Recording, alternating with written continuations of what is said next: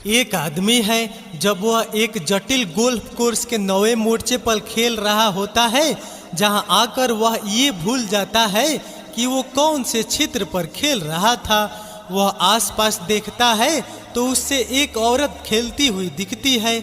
वह उसके पास जाता है और उसे सारी बात समझा कर पूछता है कि क्या आप मुझे बता सकती हैं कि मैं कौन से क्षेत्र पर खेल रहा था। वह औरत जवाब देती है, मैं 7वीं छेद पर हूँ और तुम मुझसे एक छिद्र पीछे थे, मतलब कि आप 6वें छेद पर खेल रहे थे। उस आदमी ने उसे धन्यवाद दिया और वापस गोल्फ खेलने चला गया। जब वह 13वें छिद्र पर पहुंचा तो फिर वही घटना हुई, तो वह फिर से उस औरत के पास वही दुविधा लेकर चला गया और मदद का अनुरोध किया। उस औरत ने जवाब दिया, मैं 14वें छेद पर हूँ और तुम मुझसे एक छेद पीछे थे, मतलब कि आप 13वें छेद पर खेल रहे हो। एक बार फिर वह उसे धन्यवाद दिया और अपने खेलने के लिए लौट आए। अपना खेल खत्म करने के बाद जब वह आदमी क्लब हाउस में बैठा था तो उसने उस ही महिला को बैठा देखा, तो बार टेंडर से पूछा कि क्या वह उस महिला को जानता है।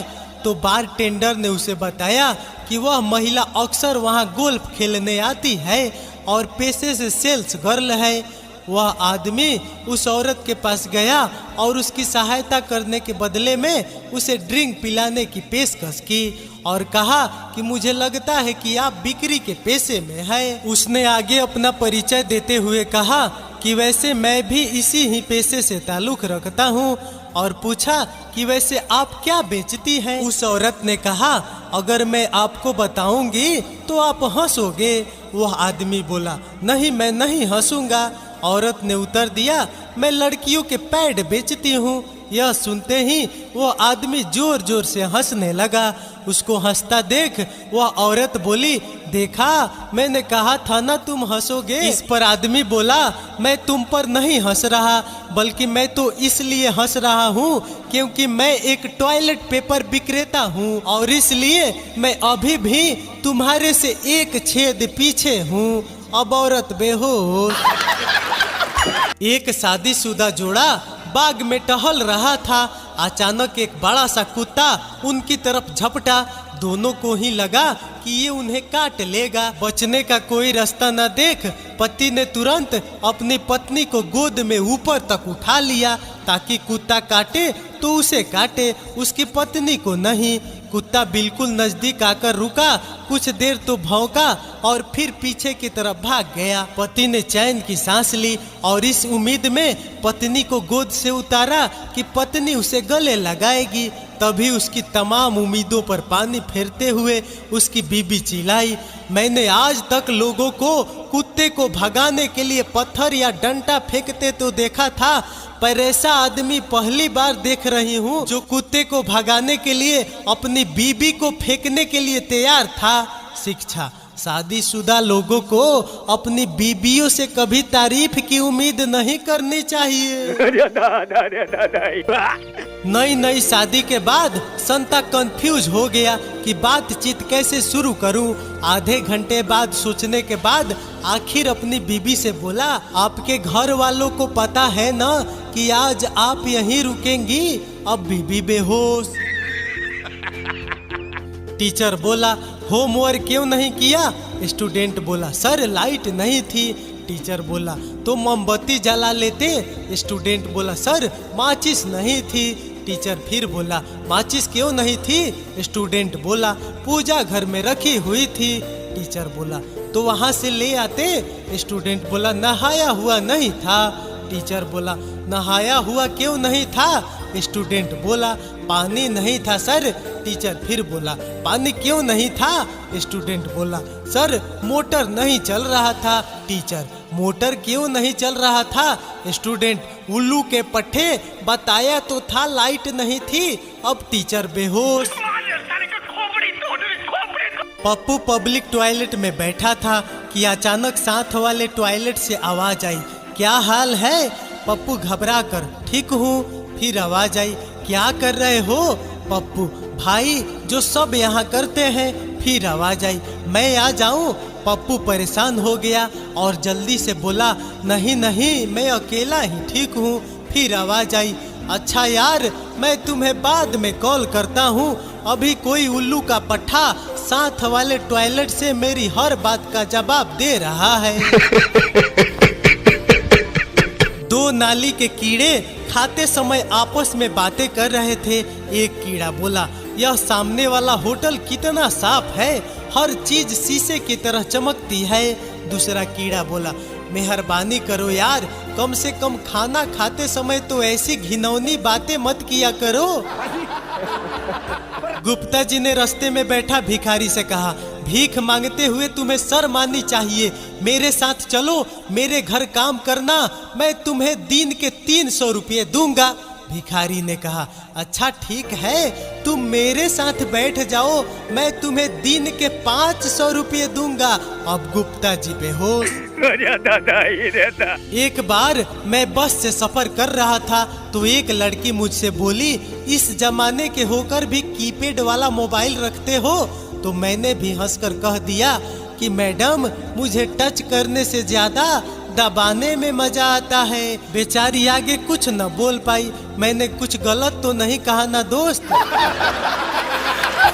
एक बार एक मोबाइल दुकानदार ने शादी की। शादी के बाद जब वो अपनी सुहाग रात मनाकर अपने दोस्तों के बीच आया, तब उसके दोस्तों ने उससे उसकी सुहाग रात की हर एक बात जाननी चाहिए।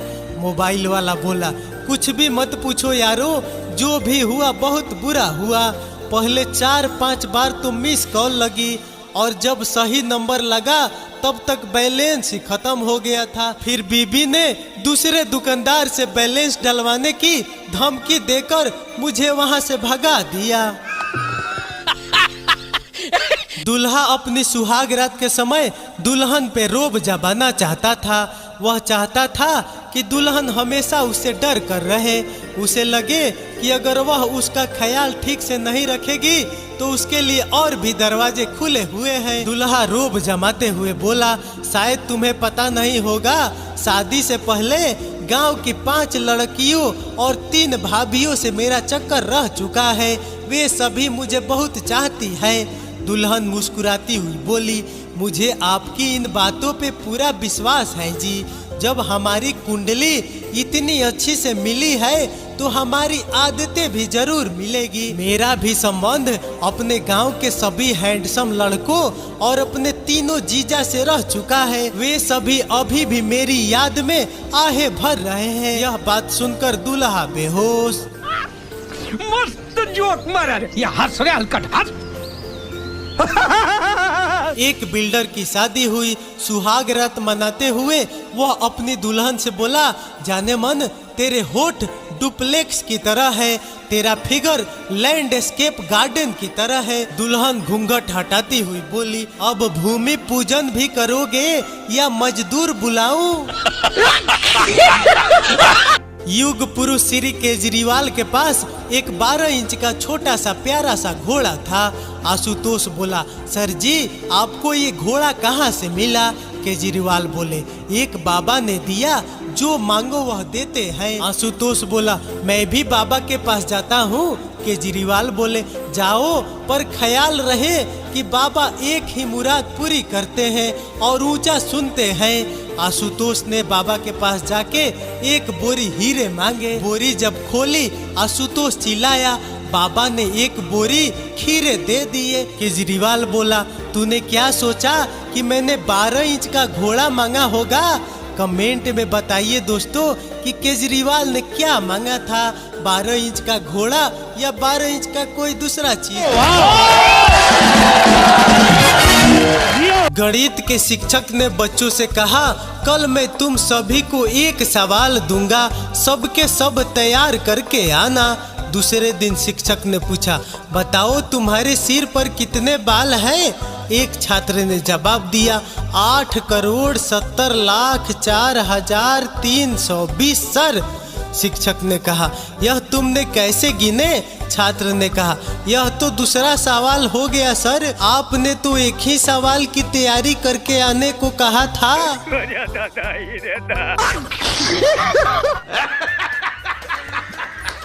लड़का बोला, मम्मी लव मैरिज करने से घर वाले नाराज होते हैं क्या?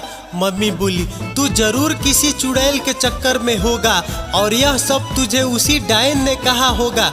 लड़कियां तो बस लड़के को फंसाने में ही लगी रहती है। जहां अच्छा लड़का देखा नहीं कि शुरू हो गई। बेटा तू इनसे बच के रहना, ये बहुत मक्कार और कमीनी होती है और इनका तो खानदान भी। लड़का बोला, बस मम्मी बस, ऐसा कुछ नहीं है, वो तो पापा बता रहे थे कि आप दोनों की लव मैरिज हुई थी।